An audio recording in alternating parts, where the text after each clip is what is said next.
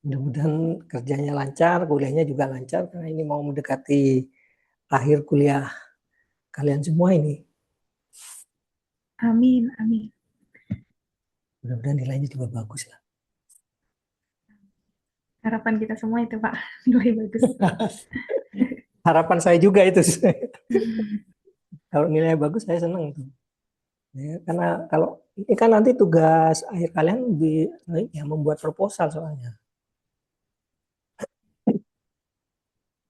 Jadi proposal itu digunakan untuk melanjutkan pada skripsi atau tugas akhir ya biasanya.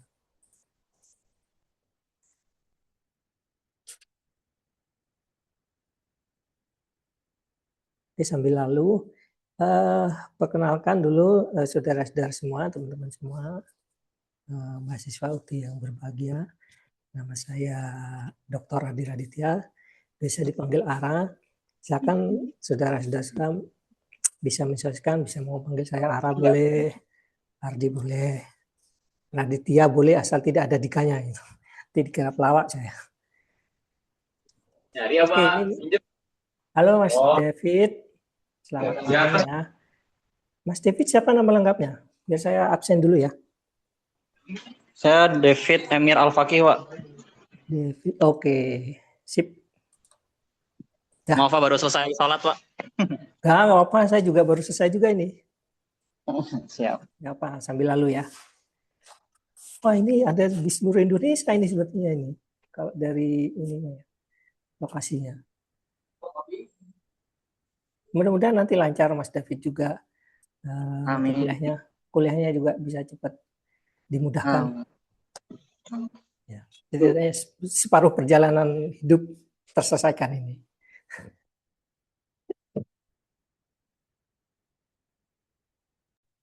Oke, ini ada selamat datang Mbak Fasa ya. Saya nggak tahu, mudah-mudahan betul. Saya manggilnya Mbak Fasa.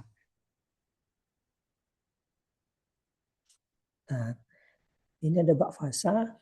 Saya absen dulu. Oke. Oke, teman-teman, sambil menunggu yang lain, saya izinkan saya nge-share sedikit gambaran umumnya supaya teman-teman punya bekal untuk membuat proposal nih. Karena memang proposal itu gampang-gampang susah sih. Tapi kalau saudara-saudara itu biasa membaca, menulis, saya kira itu mudah. Tidak ada yang sulit di dunia ini. Apalagi kalau dekat sama Tuhan Yang Maha Esa, wah selesai itu. Oke. Kita saya share sedikit.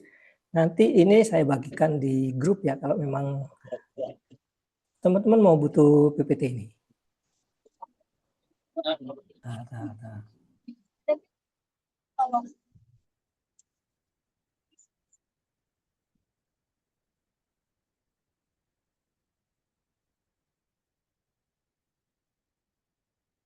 Nah, oke.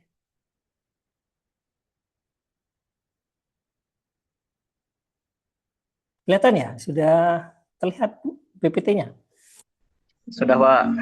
Oke. Nah, ini sambil lalu menunggu yang lain, saudara-saudara semua sebangsa dan setanah air. Jadi ini pahami dulu bahwa nanti tugas akhir mata kuliah ini adalah membuat proposal.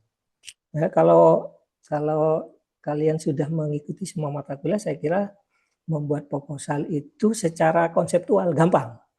Yang agak susah secara prakteknya itu. Sehingga perlu ada pendampingan khusus dari tutor atau pembimbing. Gini, saudara-saudara semua, kita harus paham dulu ini adalah metode penelitian yang harus nanti berpraktek ya, menulis. Ada kerangka dasar yang harus saudara pahami. Paling enggak ini saya mencoba untuk meringkas semua perjalanan dari pemahaman tentang ilmu komunikasi sampai metodenya. Jadi teman-teman semua, saudara-saudara semua, itu harus dipahami pada saat kalian mau menulis proposal atau memasuki mata kuliah apapun, akar filsafatnya itu harus dipahami dulu. Ya, jadi akar filsafat itu ada 3 ya. Ontologi, epistemologi, aksiologi. Jadi ini coba saya ringkas, saya sederhanakan supaya saudara-saudara mengerti. Jadi kalau ontologi itu hakikat tentang ada ya. Ada. Ada bukan berarti secara fisik ya disebut ada itu. Ada itu biasanya masuk ke dalam kesadaran kita itu. Itu disebut ada. Nah, pertanyaan dasarnya itu apakah itu ada itu? Misalnya kalian melihat iklan nih. Kalian pertanyakan dulu, apa sih yang dimaksud iklan itu? Nah, itu ontologinya. Apa sih iklan ini? Iklan itu kan macam-macam ya. Definisinya macam-macam. Kalau kalian baca modul, baca buku, literatur, macam-macam. Jadi pastikan dulu ontologinya itu selesai. Karena nanti kalau mau melihat iklan A, B, C, atau mau lihat gaya komunikasi A, B, C itu berbeda-beda nanti.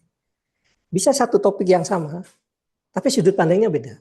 Nah, ontologi itu perlunya ontologi. Itu jadi definisi konseptualnya itu jelas terlebih dahulu. Nah, terus yang epistemologi itu mengetahui tentang ada. Gimana sih caranya itu? Pertanyaannya bagaimanakah caranya? Nah, itu biasanya lebih banyak ke metode nih. Misalnya kalian mau membahas topik tentang iklan nih, atau gaya komunikasi, atau media sosial. Nah, itu bagaimana caranya? Pendekatannya atau metodenya? Apakah itu lebih menarik secara kualitatif atau kuantitatif? Oke, kalau kualitatif, karena kualitas itu kayaknya saya perlu memahami makna nih, perlu memahami resepsi, ya. Perlu memahami persepsi, perlu memahami perubahan-perubahan perilakunya. Oke, metode kualitatif yang cocok apa ini untuk membaca itu?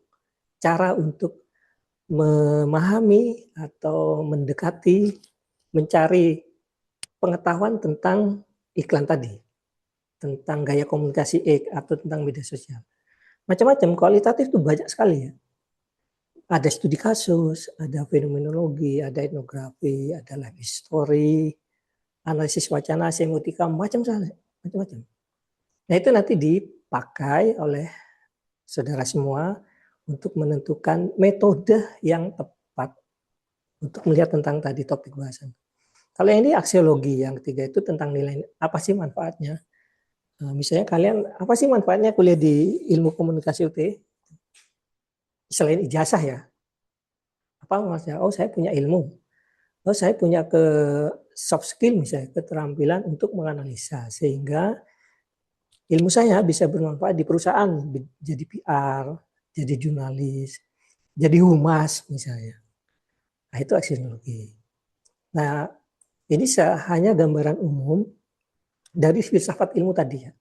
Jadi kalau saudara mau membahas topik penelitian, upayakan dua tadi, ontologi, epistemologinya selesai. Kalau aksiologi, oke lah, gampang nanti. Itu bonus dari setelah kalian melakukan penelitian. Nah, ini yang komunikasi, karena saudara ada di ilmu komunikasi. Sama, kalau tadi diturunkan ya, tentang apa itu ada, sekarang kita adanya ganti ke komunikasi nih. Apa itu? Apakah itu komunikasi? Apa sih yang dimaksud komunikasi? Hakikat komunikasi itu apa? Nah, itu macam-macam akhirnya. Justru karena macam-macam ontologinya, hakikat dasarnya, maka metodenya untuk melihatnya, cara untuk melihat hakikat itu macam-macam juga. Gitu. Jadi satu topik yang sama, sudut pandangnya bisa berbeda. Makanya kalau saudara melihat diskusi atau forum atau apapun, satu topik yang sama, orangnya untuk membaca itu bisa berbeda perspektifnya yang dipakai. Nah, itu menjadi pertanyaan kalau satu topik yang sama, rumusan masalahnya sama dengan yang lain, perspektif dan metodenya sama, ya itu jadi pertanyaan. Berarti tidak paham cara kerja ontologi tadi dan epistemologinya. Jadi ini dasar kalian mau menulis, menyusun atau berbicara apapun, ini yang dipahami dulu. Misalnya ini ontologi nih, ada ini ya, ini bolpen misalnya. Ini bolpen ya. Ini bolpen. Mbak Tasa bisa melihat ontologi itu apa itu bolpen? Oh, alat tulis. Kata Mbak Nos, beda lagi. Enggak, itu hadiah. Mbak Putri Ayu bilang, oh enggak, itu kan ini benda pengaman. Mas David bisa melihat yang lain. Ini mau di ini ya? hanya satu bolpen ini.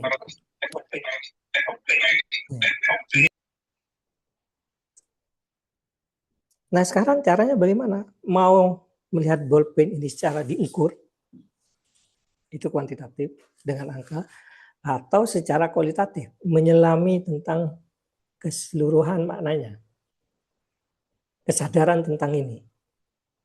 Maka itu didekati secara kualitatif. Ya. Pemahaman kita tentang ini itu kualitatif. Tapi berapa banyak intensitas atau ukuran atau pengaruh ini terhadap ini itu kuantitatif. Kira-kira gambarannya begitu. Jadi satu bolpen ini bisa dilihat dari banyak sudut pandang.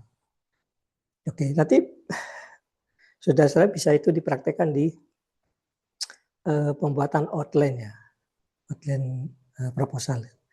Jadi yang terbiasa melakukan penelitian, kami para tutor itu karena sudah banyak pengalaman membimbing mahasiswa meneliti, menulis macam-macam.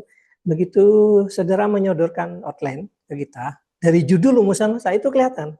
Sudah. Oh, dia mau ontologinya ke sini, cara metodenya begini.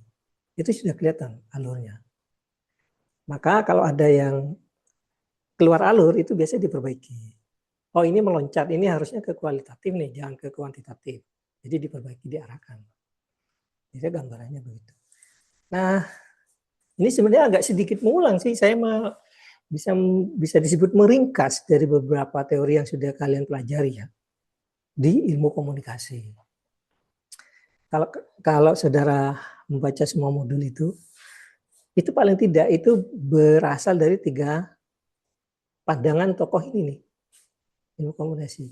Lasswell, Lagerfeld, atau Hofland.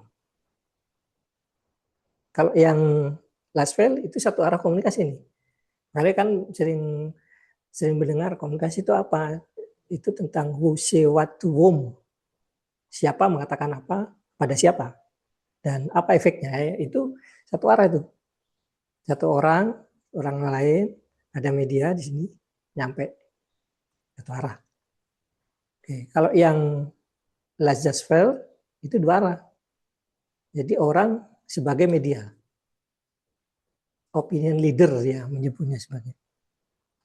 2 arah itu ada orang, opinion leader itu pemimpin berarti ya. Tokoh yang berpengaruh. Kemudian ada media nih. Ini orang, ini media. Nah dia disebut 2 arah itu gini, karena media ada di sini, berpengaruh ke sini, kemudian ini mempengaruhi massa. Itu gambarannya begitu. Apa contohnya? Tim sukses. Ya, dia tim sukses pakai media, menggencar. Kemudian ada tim kampanyenya, kemudian menyebarluaskan kepada anggotanya, kepada masyarakat, kepada rakyat, kepada pemilih. Atau di perusahaan ada PR, ada humas, gitu. Nah, kemudian yang ini multi arah komunikasi dari Hofland. Nah, ini lebih banyak ke pesannya. Pesannya, medianya itu ya, dan audiennya. Nah, ini hanya sekilas tentang gambaran umum. Kalian itu nanti topik penelitiannya mau kemana itu.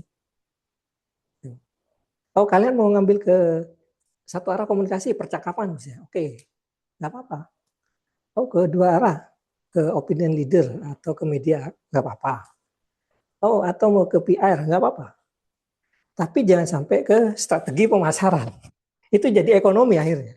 Nah, terserah nanti kalian mau cari topik bahasanya di sini, ke percakapan misalnya. Itu yang sangat konvensional atau tradisional, itu. Yang klasik, nggak apa-apa juga. Kayak kampanye, siapa gitu misalnya, boleh. Cara PR menyampaikan atau menyosialisasikan ini misalnya, boleh. Atau mau pakai yang ini, itu tim kampanye. Atau mass media yang digunakan oleh pemerintah untuk menyampaikan program apa, itu boleh. Atau perusahaan pakai iklan, itu boleh. Terserah. Atau yang ini lebih ke media sosial, audiens, efek khalayak gitu ya, penontonnya. Itu juga boleh. Tidak ada masalah. selama tetap on the track di ilmu komunikasi, tidak nyebrang ke agama, bisa tidak nyebrang ke ekonomi, karena itu ada semacam couplingnya gitu ya, tidak di coupling. Nah ini saya kira tentang definisi metode penelitian. Jadi kalau kalian mau melakukan penelitian itu harus memenuhi 3 syarat ini. Terarah atau terukur, sistematis, itu ada prosedurnya, dan pemahaman. Berarti ada komitmen untuk mencari berbagai macam literatur untuk menguasai topik itu. Jadi kalau ini 3 hal ini tidak dilakukan, itu berarti nanti ada semacam cacat dalam penelitiannya. Atau pada saat kalian menuliskan proposal penelitian, itu akan kelihatan, oh anak ini, mahasiswa ini ternyata betul-betul menguasai, dia paham betul ontologinya, epistemologinya, referensinya. Itu minimal kan kalau referensi yang diwajibkan oleh UT kan 5 artikel sama 5 buku minimal ya. Dan itu 5 tahun terakhir. Jadi kalau 5 tahun terakhir ya 2018 ke atas ya, atau 2017 ke atas kira-kira. Nah ini tahapan penelitian, karena itu tadi secara sistematis, ini tahapannya. Jadi saudara-saudara itu menentukan topik dulu. Nah tadi dari mana menentukan topik tadi? Kalian mau masuk ke mazhabnya Lassfeld atau Laissez-faire atau Hofland? Mau nyari topik bahasa percakapan, verbal gitu, atau tulisan, atau pesan, atau medianya, atau audiennya. Itu nggak apa-apa, terserah. Yang penting menentukan topiknya sesuai dengan disiplin ilmu komunikasi. Kemudian fokus masalah. Fokus masalah itu membuat rumusan masalah. Jadi rumusan masalah yang bagus itu, dia itu singkat, padat, dan jelas. Tuh, jangan tidak terlalu berkepanjangan gitu ya. Misalnya begini, bagaimanakah makna iklan X bagi mahasiswa UT? Udah selesai. Atau apakah iklan X berpengaruh terhadap mahasiswa UT misalnya? Udah, itu aja. Gitu. Tapi nanti ada turunan-turunannya, berarti iklan itu apa dulu ontologinya. Berpengaruh itu maksudnya gimana? Mahasiswa UT itu kategorinya apa? Nah itu nanti ada turunan-turunannya. Jadi kalau rumusan masalah simpel saja. Upayakan buat satu rumusan masalah. Karena nanti yang dicari itu variabelnya banyak. Itu turunannya banyak. Bisa mencari makna iklan X bagi mahasiswa UT. Nah makna itu apa? Makna iklannya itu apa? Yang dicari berarti iklannya dulu nih. Dipahami dulu iklan itu. Iklan produk kecantikan misalnya. Nah itu dipahami dulu. Tujuannya harus mengidentifikasi iklan kecantikan apa nih yang mau dicari. Dipetakan dulu. Mahasiswa UT yang mana ini? Dipetakan dulu, nanti itu ada di dalam tujuan penelitiannya yang akan dijabarkan dari rumusan masalah. Jadi kalau rumus masalahnya satu aja, itu udah ini. Untuk tingkat sarjana cakup satu udah cukup, karena itu nanti banyak turunan-turunannya. Kecuali nanti di S2 atau S3 itu beda lagi. S2 itu minimal 2. Kalau S3 itu bisa 3, bisa 4. Itu kalau untuk sarjana satu aja cukup. Yang penting itu benar-benar tajam dan mendalam, padat gitu.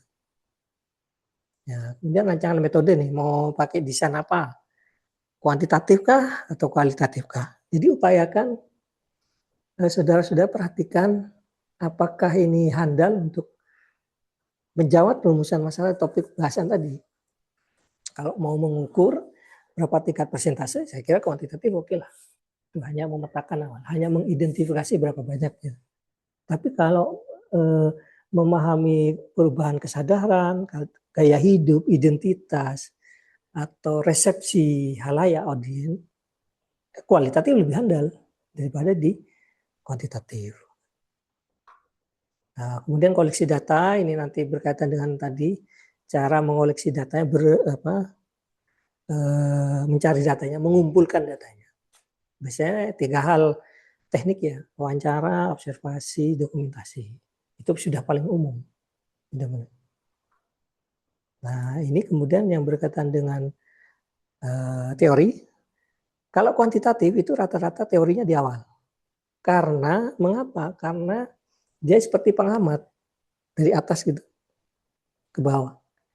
Tujuannya adalah mengkonfirmasi, dia mengtesting teori, menguji teori. Apakah teori ini di tempat lain sama hasilnya? Makanya prosesnya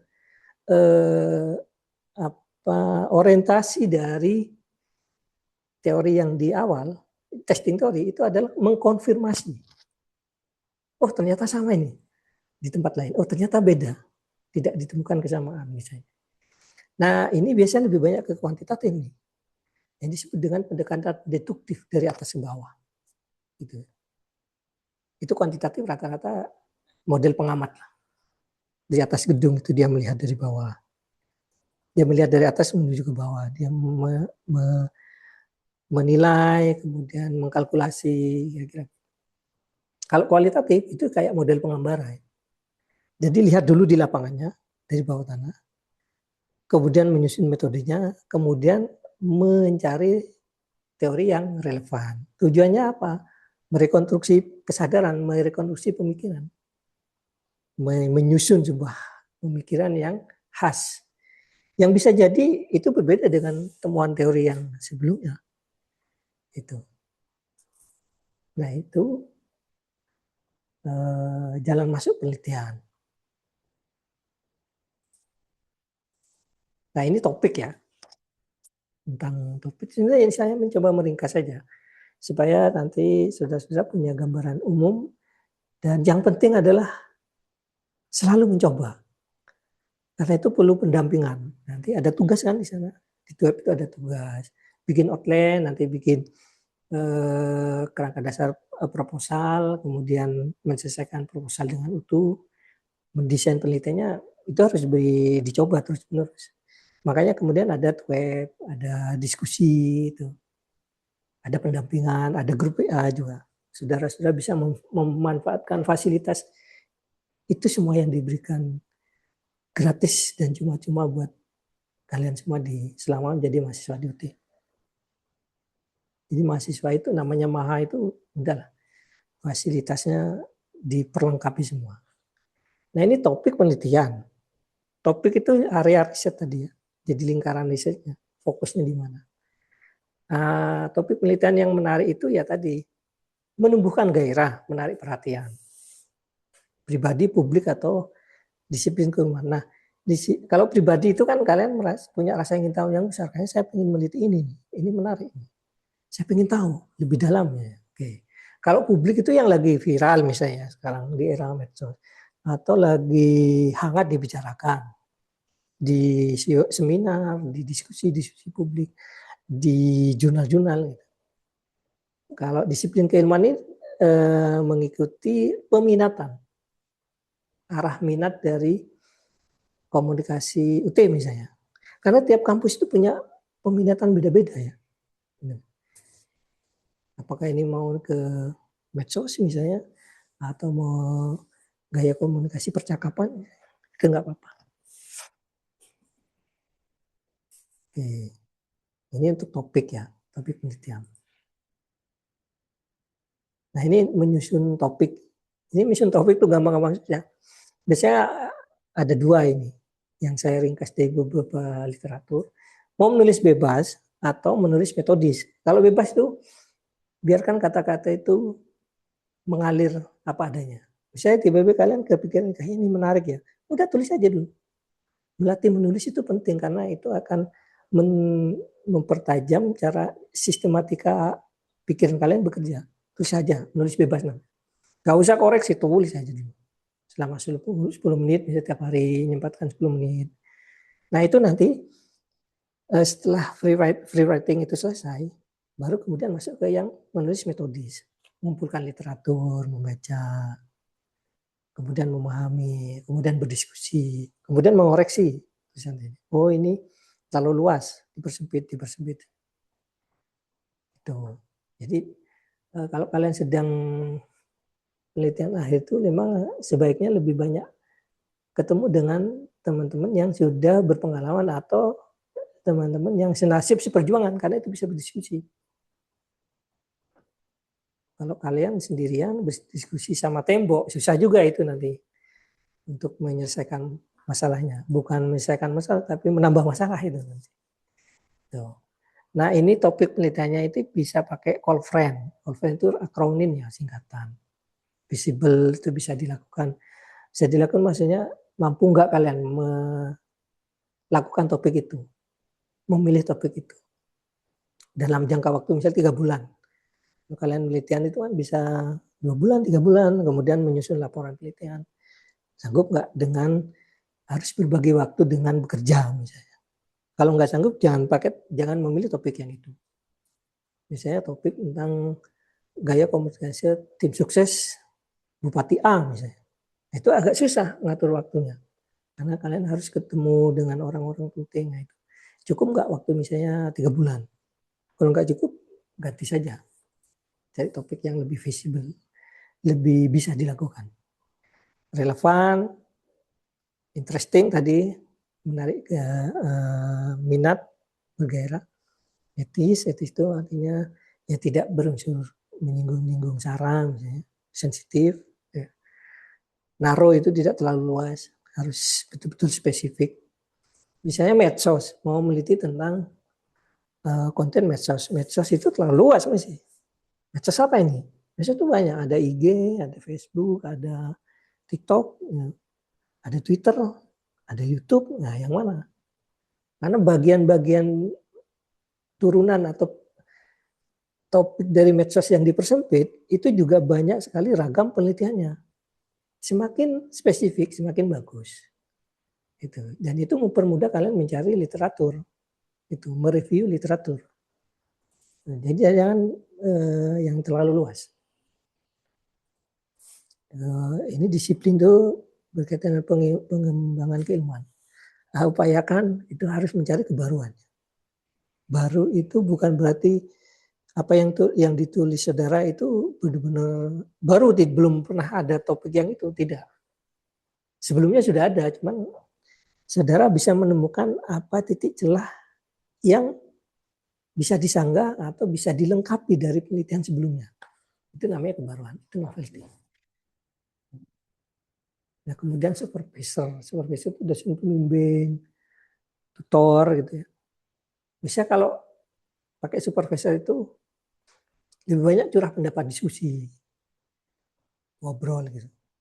Macam curhat juga, konsultasi, dan acuan kepakaran. Kalian melihat, oh kayaknya acuan kepakaran tuh supervisor kalian punya kepakaran apa yang bisa membantu kalian mempercepat atau mempermudah.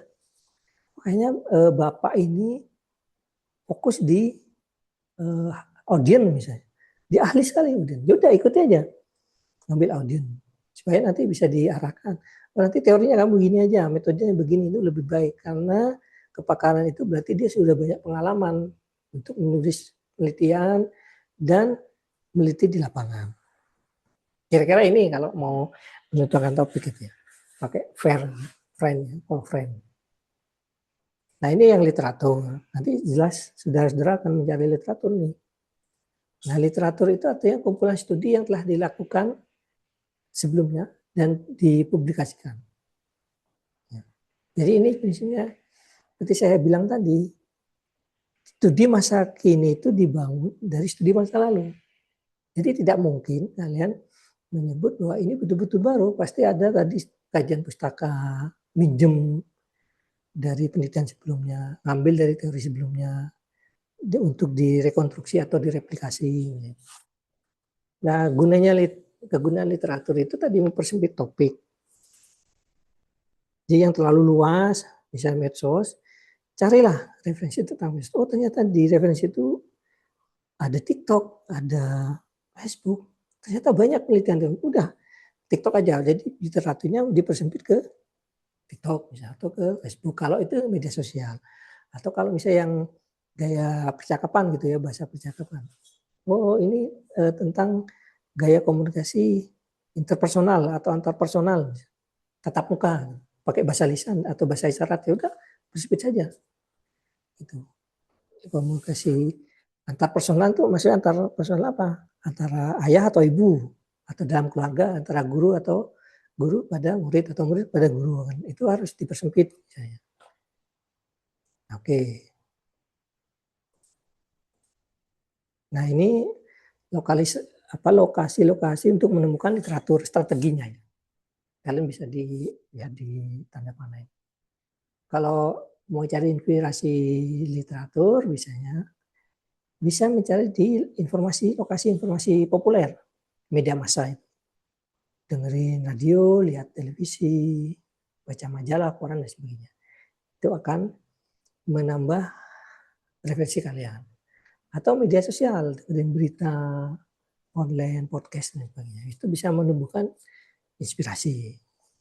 Atau lokasi studi terdahulu itu ada di perpustakaan. Saya kira itu bagus, itu perpustakaan yang ada, yang real ada, yang nyata ada, yang digital ada. Itu semacam lompatan besar itu dalam sebuah kampus. Kemudian ada pusat studi. Pusat studi itu banyak sekali riset-riset yang bagus ya, yang menyimpan hasil-hasil penelitian fokus di lembaga studi spesifik. Bisa lembaga studi pendidikan, riset pendidikan semua. Lembaga studi media atau politik yaitu pendidikan semua. Itu bisa di sana. Atau situs akademik saya di online banyak tuh. Google Scholar, ProQuest, macam-macam, banyak sekali. Kalian bisa searching itu, asalkan ada kuotanya dan tersedia wifi. Nah, kemudian sumber inspirasi ilmiah, ada buku, jurnal, diskusi buku dan lain sebagainya. Termasuk tugas akhir ya, kalian bisa baca itu, skripsi, tesis, sama disertasi. Nah ini yang tip praktis ya, mengulas literatur. Jadi ulasan itu bukan meringkas itu, tapi mengevaluasi dan memahami hasil bacaan. Yang sebelah kanan itu adalah cara praktis untuk membuat catatan ulasan. Misalnya membaca artikel jurnal, bikin aja catatan kecil gitu ya, kayak begini, atau notebook gitu. Kalian hari ini baca apa, jurnal, tulis saja. Nah, pengarangnya siapa, judulnya apa, di mana. Kemudian, topiknya dia mau bicarakan ini. Yang singkat aja, yang padat. Metodenya pakai begini. Temuan datanya apa. Nah, itu nanti bisa berguna pada saat kalian menyusun kajian pustaka atau penelitian pendahulu. Oke. Saya kira itu. Ada yang mau ngobrol dulu, diskusi?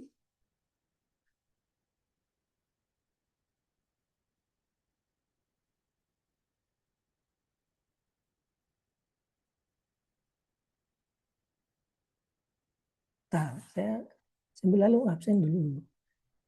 Sancia itu nama panjangnya siapa ya? Santia Janita ya, betul? Iya, betul, Pak. Oke, thank you. Sama Maulida Hanifah. Oke.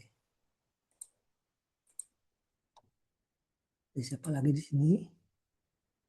Dan dia sudah Tri Rizky. Nah, Tri Rizky Sukmasanya ya. Oke. Jadi ini 1, 2, 3, 4, 5, 6, 7, 8 orang ya. Lumayan lah ini. Ada yang mau didiskusikan dulu oleh teman-teman semua, saudara-saudara semua. Kira-kira kebingungan apa yang perlu di sharing ya? Ada yang mau curhat ya? Sesi curhat lah ini.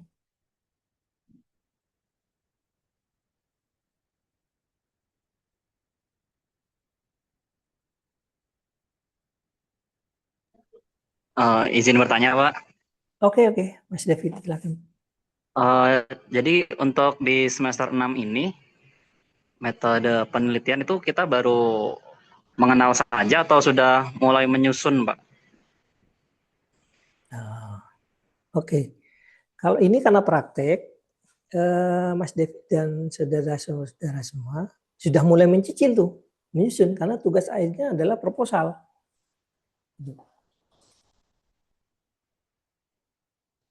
Kira-kira itu Mas, harus nyusun. Oh, Harus berarti nanti nyusun. ini berkelanjutan ke semester berikutnya juga, Pak ya?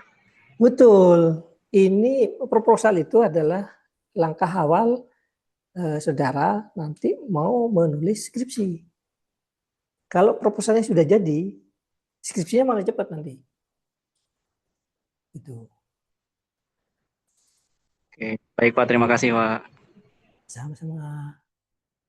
Kemarin tugas itu ada tugas kan? Kayaknya kalian membuat outline ya, outline proposal kayaknya, pendahuluan ya di tugas 2 itu. Kira-kira ada kesulitan nggak dari saudara semua? Pak, izin bertanya. Boleh, boleh, silakan Mbak. Tadi melanjutkan pertanyaan dari Mas David itu, berarti kan di sesi 2 itu tugasnya udah langsung membuat proposal penelitian ya. Kan di e-learning itu sudah terlampir di tugas 1 itu ada dua format, yang satu Ya, kualitatif, yang satu kuantitatif. iya, Nah, itu betul. terkait judul Pak, saya kan di diskusi tuton tadi, di sesi 1 saya mencantumkan judul saya, terus kata Bapak, itu judul yang cukup menarik, kemudian disarankan untuk analisis datanya kualitatif. Misalkan saya ambil untuk kuantitatif itu bisa atau tidak, Pak? Bisa saja, bisa saja. Itu kan nanti Bisa bisa saja. kelihatan, bisa kelihatan dari Karena jujur judul. saya masih bingung nih, Pak, di awal-awal. Tadi kan saya judulnya tentang pengaruh voice over terhadap pemahaman audiens. Studi Ya, kasus pada Instagram Reels, salah satu media ya, di Kalteng gitu, Pak. ya, ya.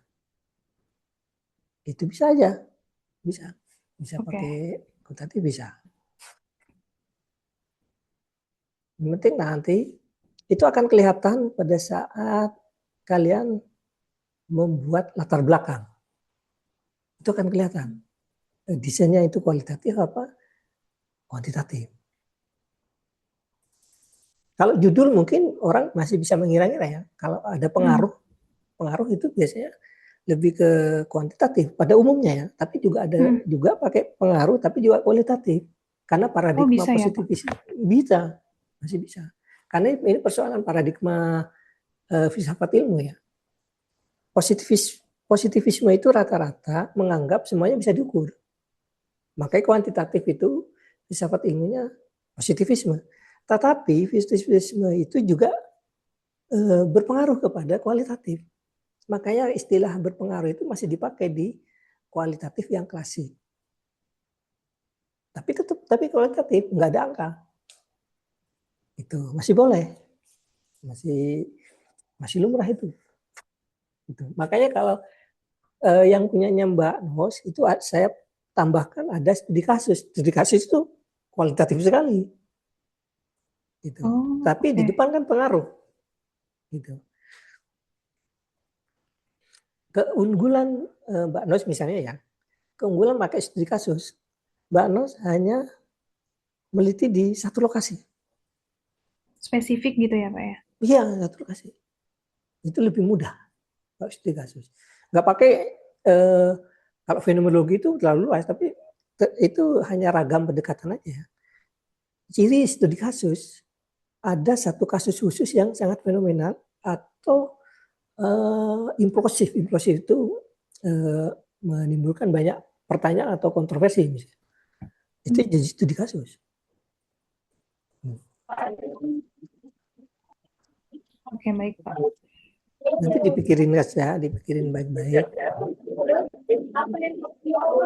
Siap, siap. Terima kasih, Pak. Sama-sama. Ada yang lain? Seperti yang kemarin yang kita diskusi judul itu juga tidak banyak ya yang mengajukan. Jadi biasanya kalau mengajukan di e-learning, mesti saya coba tanggapi dan coba koreksi supaya bisa mempermudah kalian pada saat nanti mulai menyusun. Gitu.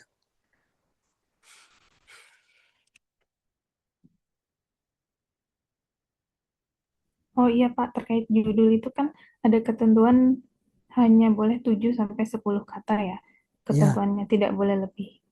ya, Nah, untuk judul saya itu kan lumayan panjang, makanya Bapak sarankan kasih anak judul gitu. Berarti judul ya, besarnya dulu di atas, baru di bawahnya gitu ya Pak? ya betul. Jadi kalau judul itu 7 sampai 10. Kalau lebih Oke. itu tinggal dikasih anak judulnya aja. Oh ya siap. Ya. Mengapa saya coba batasi begitu? Karena nanti hasil penelitian kalian bisa jadi itu nanti akan direpres untuk dimasukkan di jurnal. Nah, induk judul itu yang kemudian bisa di kalian otak-atik. Itu di penulisan artikel jurnal. Nah, itu cara taktis saja sebenarnya.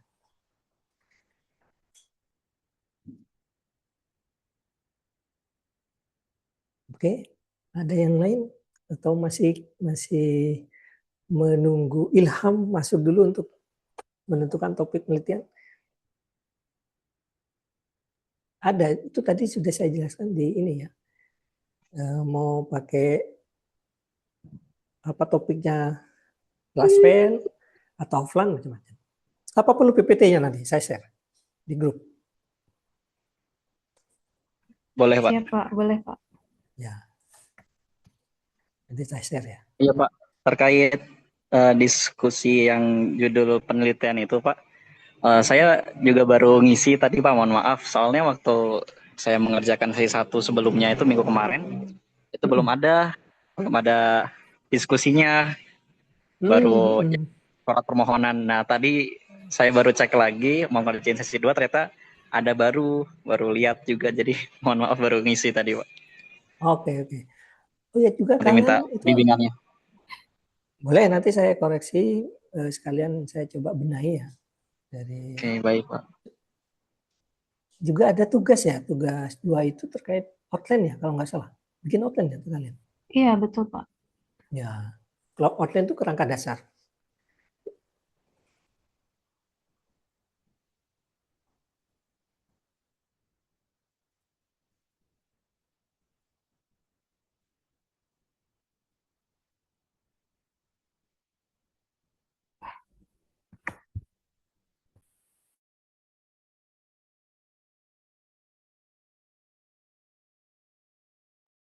Oke. Barangkali ada yang mau ini lagi? Kalau bikin outline itu kerangka utama saja ya. Bikin outline. Misalnya latar belakang. Outline latar belakang itu kan prinsip latar belakang dasen dasolen. Ada kesenjangan. Yang nyata sama yang ideal. Misalnya yang ideal itu bisa lihat sisi hukum, lihat teorinya, lihat penelitiannya sebelumnya, misalnya begitu ya. Yang kenyataannya itu lihat fenomenanya.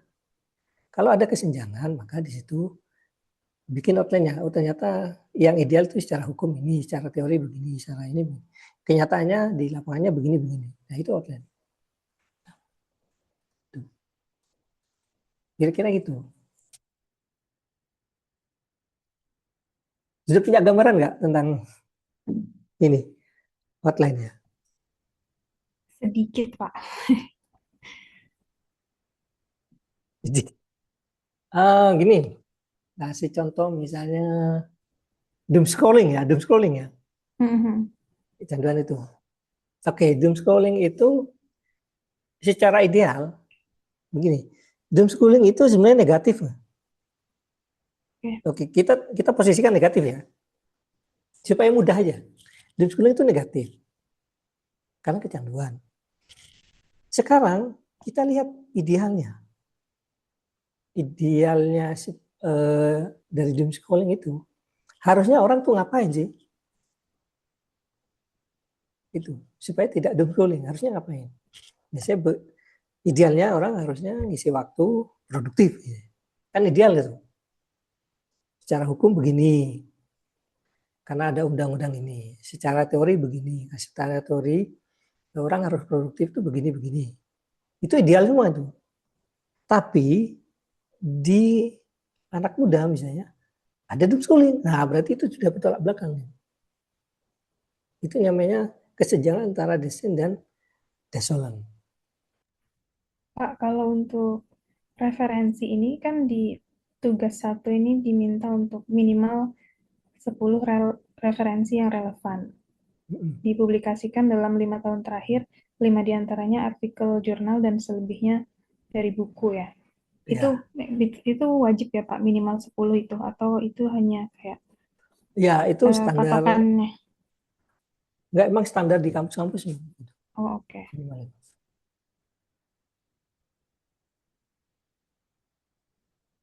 Kalau cuma satu, itu mau bikin status Pak namanya. Oh ya, siap. Ini deadline-nya tanggal 4 Mei ya, tugasnya ternyata minggu depan. Iya, terakhir ya. Tanggal 4. Iya, Iya. jatuh tempo. Bikin outline itu gampang sebenarnya, gampang. Itu paling 1 lembar, 2 lembar selesai itu. Outline itu bikin yang general-general. Tapi tetap mengacu pada format yang sudah dikasih itu ya berarti Pak? Iya, tapi kalau outline itu kan hanya kerangka umum saja, tidak perlu banyak penjelasan. Kalau penjelasan terperinci itu nanti format proposal aslinya. Kalau outline itu hanya gambaran umum saja. Gitu. Ini yang Gampang. nanti akan dikoreksi lagi di sesi berikutnya Pak, atau yang katanya mau dipresentasikan itu? Iya, betul. Yang jelas nanti kalau kalian mengumpulkan tugas untuk outline, tetap saya koreksi. Apa yang kira-kira latar belakangnya apa yang kurang, misalnya begitu. Rumusan-rumusannya apa yang kurang, tetap saya koreksi, tetap saya benahi. Supaya nanti kalian punya gambaran. Nanti berikutnya baru kemudian presentasi.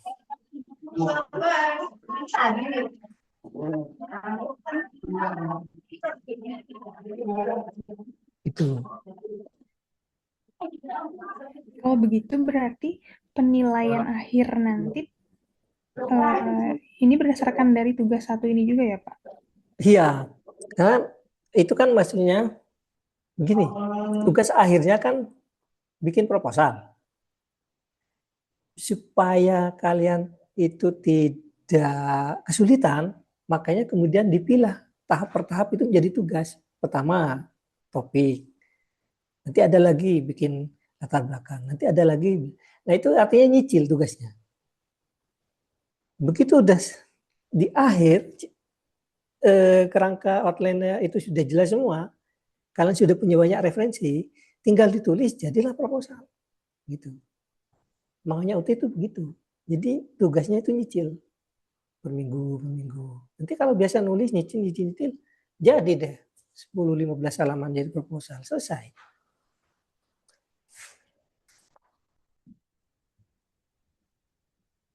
Begitu.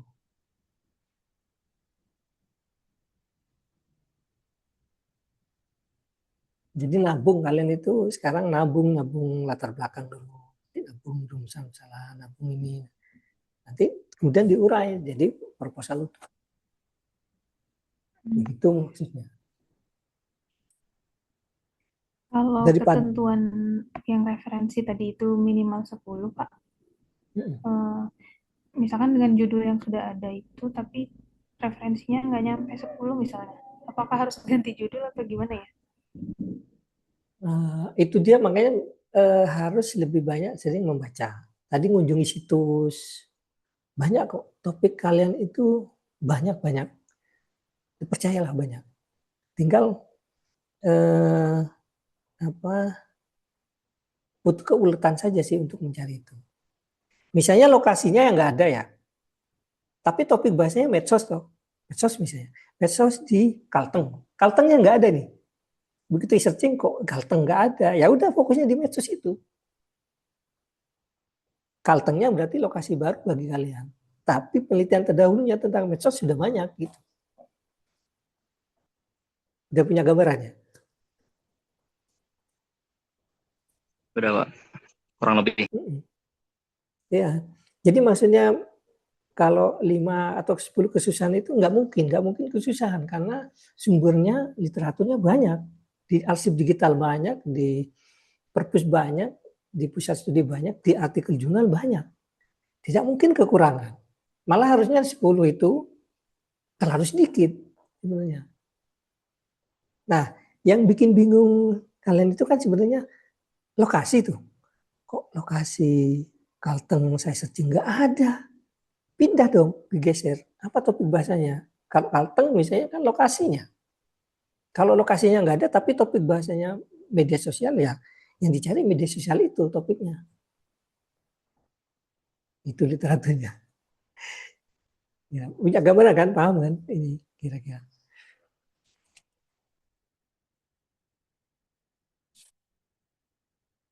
Jadi kalau nggak ada, kalau kesusahan topik itu, carilah yang similarity, punya kesamaan, topiknya berdekatan, beririsan itu.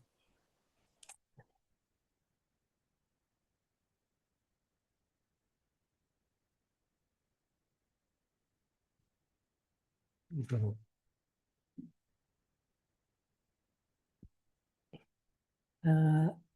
Ada lagi? Sudah sedikit terang benderang nggak ini penjelasannya?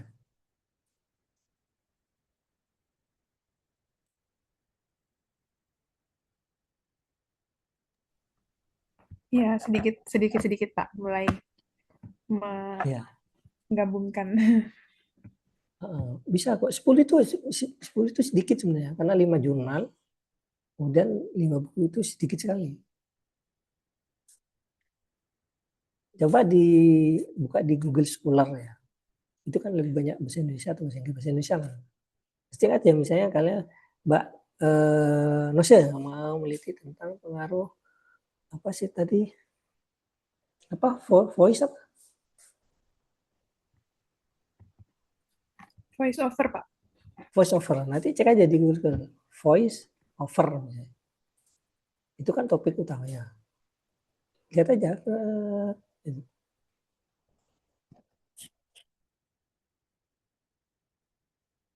atau nggak ada overnya ya, voice misalnya, yang similar ya, yang hampir mirip-mirip. Itu supaya kalian punya kerangka kajian pustaka dan teori yang akan dipakai. Pasti ada di situ.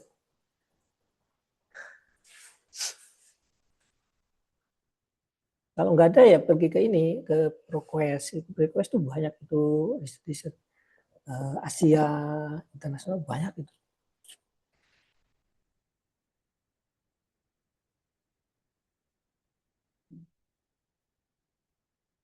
Atau situs-situs jurnal-jurnal terpercaya. Saya kira banyak. Nah, kalau di perpus itu pengalaman saya di beberapa kampus banyak pelanggaran situs-situs akademik terpercaya itu. Jadi mahasiswa bisa mengakses itu ribuan di seluruh dunia. Jadi nggak mungkin kekurangan stok bacaan. Hanya begini, yang perlu dilakukan adalah soal menyediakan waktu untuk menyicil, mencari referensi itu aja sebenarnya. Kalau itu dilakukan pada deadline, itu kesusahan. Pasti terlalu banyak, 10 itu terlalu banyak. Tapi kalau dicicil, sehari saya nyicil lah, nyicil. Itu 10 sedikit. Pak, izin saya boleh bertanya nggak? Boleh, Mbak siapa ini? Mbak Maulidia Ya, ya? saya mau, iya, Oke. kebetulan kan saya kemarin judul sudah di ACC untuk penelitian film Pride and Prejudice. Tapi saya belum dikasih tahu. Ya. Itu menarik itu. Tapi saya belum dikasih tahu untuk ambil metodenya itu pakai kuali atau kuantitatif. Itu kalau saya ambil sendiri untuk misalkan saya ambilnya mau pakai kuali, boleh nggak Pak? Boleh. Kayaknya rata-rata film itu, sepengetahuan saya membaca beberapa literatur, memang lebih banyak kualitatif itu film. Iya. Sebetulnya saya lagi rewatch ulang filmnya juga sambil baca jurnal sih, Pak. Karena kebetulan kalau kuantitatif agak lumayan repot sih, saya harus nyari narasumbernya. Jadi kepengennya sih pakai kuali juga, tapi kemarin karena nggak dikasih tahu mau pakai kuanti atau kuali, jadi kayak mungkin saya ambil sendiri aja pakai kuali gitu. Iya bagus itu. Beberapa teman yang studi tentang filmik ya, studi filmik, studi perfilman itu biasanya banyak menggunakan itu betulnya semotika atau analisis wacana. Itu yang umum ya. Iya. Ya bagus itu. Judulnya kemarin menarik. Iya, kemarin judulnya saya langsung ajuin. Sebenarnya saya awalnya takut nggak di ACC ya, karena itu dari film, film sastra Ya, sih. ya. Apa kok itu bagian dari disiplin ilmu komunikasi kok itu. Kalau Iya, pakai 3 tokoh itu kan itu termasuk di Hovland tadi ya, yang PPT yang iya. tadi tak share itu. Itu aja sih Pak saya mau tanya. Makasih Oke, ya Pak. sama-sama. Ada yang lain?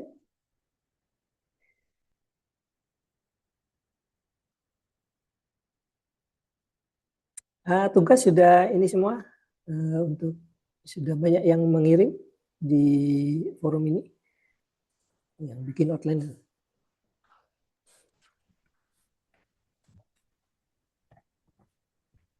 Belum, Itu Pak. terakhir minggu depan ya. Iya, tanggal 4 Mei. Iya, iya, iya. Ya Pak, deh. kalau berarti yang judul saya itu bisa pakai analisis wacana ya, Pak? Bisa sekali, sangat bisa. Pakai studi kasus juga bisa. Terserah ini nanti kira-kira lebih cocok yang mana. Kalau mau melihat tentang diskursusnya, tentang perdebatan atau apa kuasa bahasanya, ya itu analisis wacana bagus. Tapi kalau mau melihat tentang tanda-tandanya, tanda sign-nya, sign never itu semiotika bagus. Kalau melihat tentang Oke. gambar makna apa, kemudian dia hubungan dengan gambar satu dengan yang lain, kemudian kosakata apa yang dipakai, terminologi itu semiotika bagus. Misalnya kayak film tadi bagus, analisis wacana bagus. Tinggal nanti mendalami aja analisis wacana itu apa sih. Cari referensi yang terkait dengan itu atau penelitian yang pernah ada tentang analisis wacana terkait dengan topik penelitian saudara misalnya. Tinggal dipelajari aja. Oh ternyata gayanya begini nih, nggak apa-apa tiru aja. Tinggal nanti dimodifikasi, diedit, semacam independent editing ya, SWA editing namanya.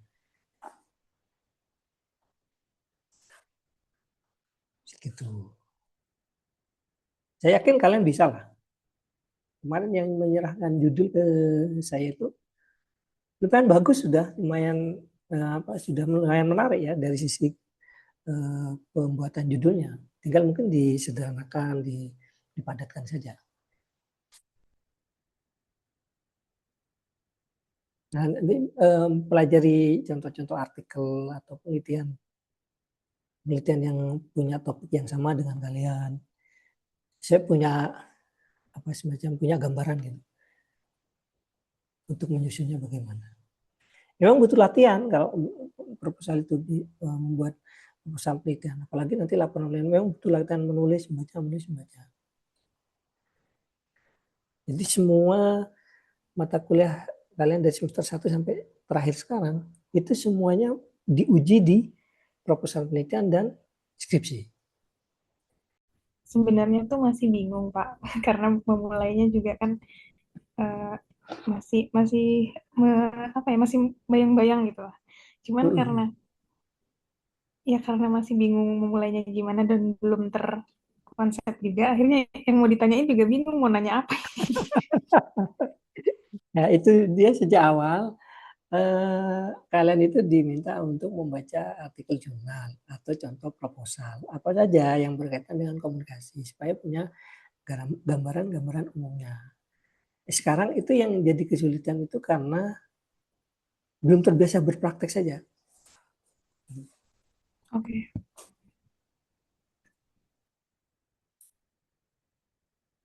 Bentar ya, saya coba cek lagi ya.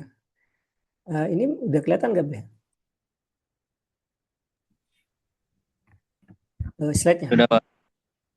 Nah, saya kasih Kelihatan, contoh Pak. ya. Ini contoh. Boleh, Pak, boleh. Nah, ini cara membuatnya.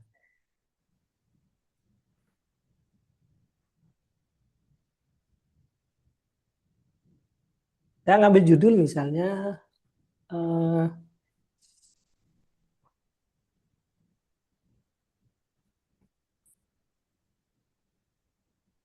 yang paling mudah aja ya.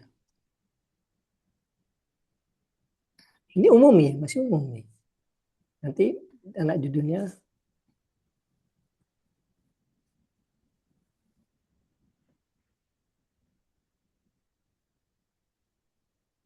nih. Tenggelam atau terapung. Bersenang-senang dengan sains. Oke. Pernahkah kamu bertanya-tanya mengapa ada benda yang tenggelam di dalam air dan ada yang terapung? Ini semua Nah, sekarang kita sains. bikin latar belakang. Mari Latar cari belakang tahu itu ya. prinsipnya begini.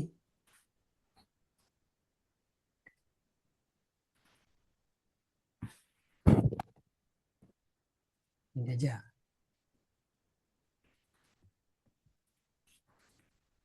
Ini prinsipnya latar belakang. Prinsip paling umum. Jadi ada kesenjangan, ada kontradiksi yang ideal dan kenyataan.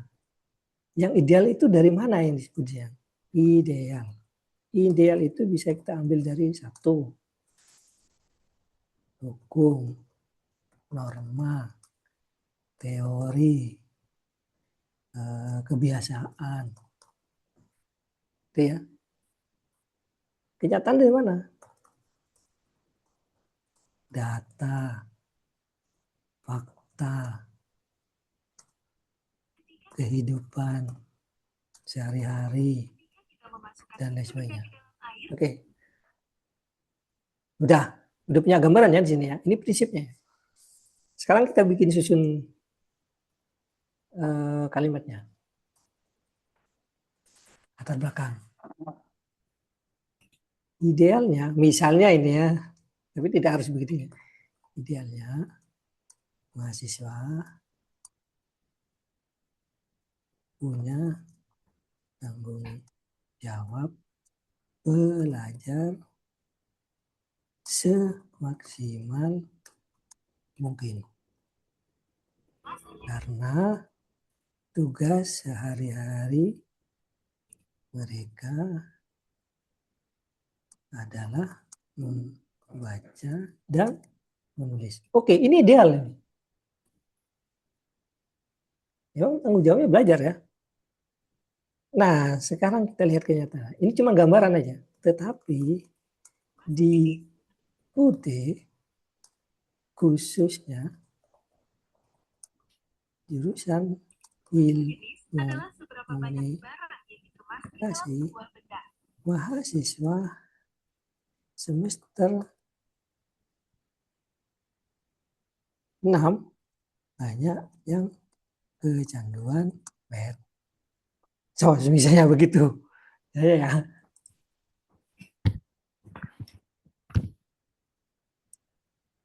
Nah,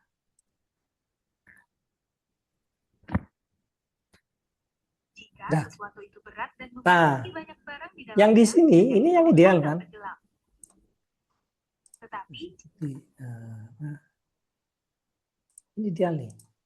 Tapi ini yang kontradiksi.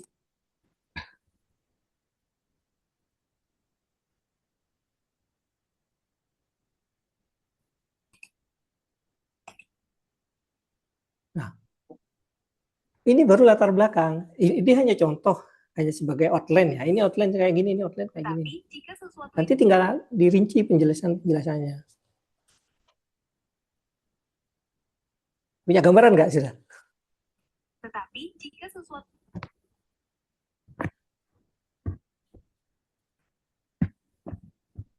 Bagaimana?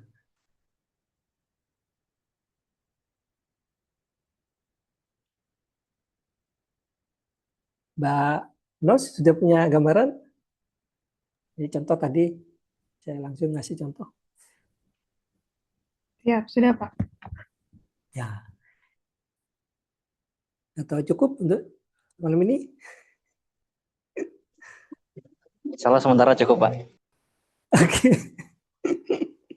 Nanti kalau kalian ngirim tugas, pasti saya koreksi, pasti saya sediakan waktu, termasuk saya kasih catatan untuk memperbaikinya, untuk perbaikannya. Pasti itu supaya kalian punya gambaran. Cuma untuk menulis secara merinci, nanti kalau menjadi sebuah proposal, memang itu tugas kalian. Harus rajin membaca, harus nyicil, membaca dan menulis. Itu. Nanti pembimbing hanya mengarahkan, hanya untuk merevisi. Oh ini kayak ada yang kurang, ini kayak kelebihan. Dipadatkan saja. Gitu. Kalau pembimbing yang mengerjakan semua, menuliskan, nanti yang lulus pembimbingnya dong.